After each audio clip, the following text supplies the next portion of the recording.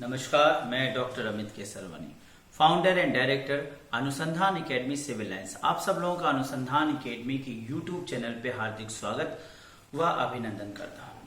Students and followers, आज UGC net first paper के environment topic के अंतर्गत महत्वपूर्ण content that is environment protection act पर चर्चा की जाएगी। एनवायरमेंट प्रोटेक्शन एक्ट 1996 पर चर्चा करूंगा।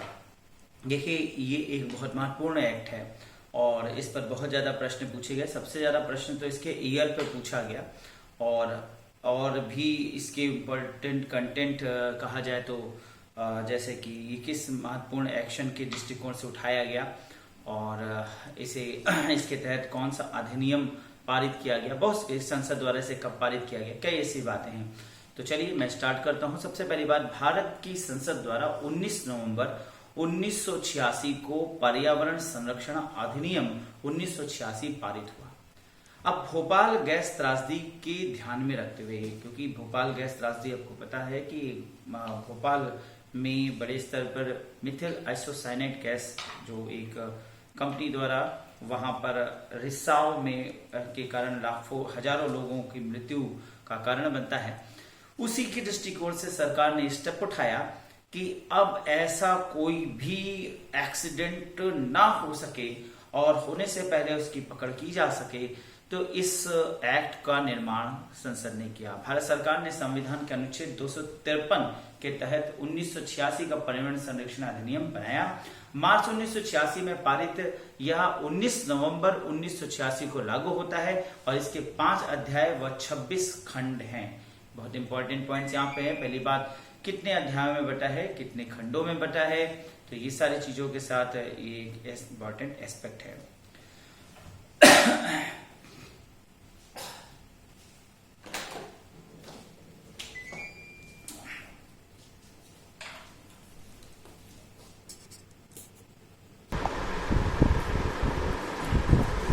हाँ, तो चर्चा कर रहा था जो मुख्य बिंदु पे, तो देखिए सबसे इंपॉर्टेंट बात है कि एक्ट कब बना, 19 नवंबर 1986 में बना। और उसके बाद जो बातें आती है, किस संसद के संविधान के किस अनुच्छेद के तहत इसे बनाया गया, तो 253 के तहत बनाया गया। आर्टिकल नंबर 253 इंपॉर्टेंट हो जाता है। 5 अध्याय और 26 खंडों में यह विभक्त है। अधिनियम का उद्देश्य क्या था, तो यहाँ पे आगे समझिए। अधिनियम का उद्देश्य था मानव पर्यावरण पर संयुक्त राष्ट्र सम्मेलन स्टॉकहोम 1972 के निर्णयों को लागू करना। तो 1972 में स्टॉकहोम सम्मेलन हुआ था, जिस पर मैंने एक पूर्ण वीडियो बनाया हुआ है, डिटेल्स उसमें आप लोग समझ सकते हैं। तो उस सम्मेलन में बहुत से महत्वपूर्ण बातें रखे गए जो मानव पर्यावरण के दृष्टिकोण से थे। अब उन्हीं बातों को ध्यान में रखते हुए, मद्देनजर रखते हुए उन निर्णयों को काफी कड़ाई से पालन करने की आवश्यकता महसूस की गई, जिसके तहत भारत में इस सम्मेलन का गठन किया गया। मानव पर्यावरण के संरक्षण और सुधार और मानव के लिए खतरों की रोकथाम, अन्य जीवित प्राणियों, पौधों और संपत्ति के से संबंधित है।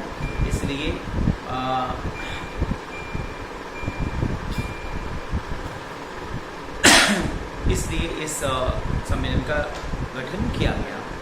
यह अधिनियम एक छाता यानी अम्ब्रेला कानून है, जिसे पिछले कानूनों जैसे जल अधिनियम और वायु अधिनियम के तहत स्थापित विभिन्न केंद्रीय और राज्य प्राधिकरणों की गतिविधियों के केंद्र सरकार के समन्वय के लिए रूपरेखा प्रदान करने के लिए डिजाइन किया गया।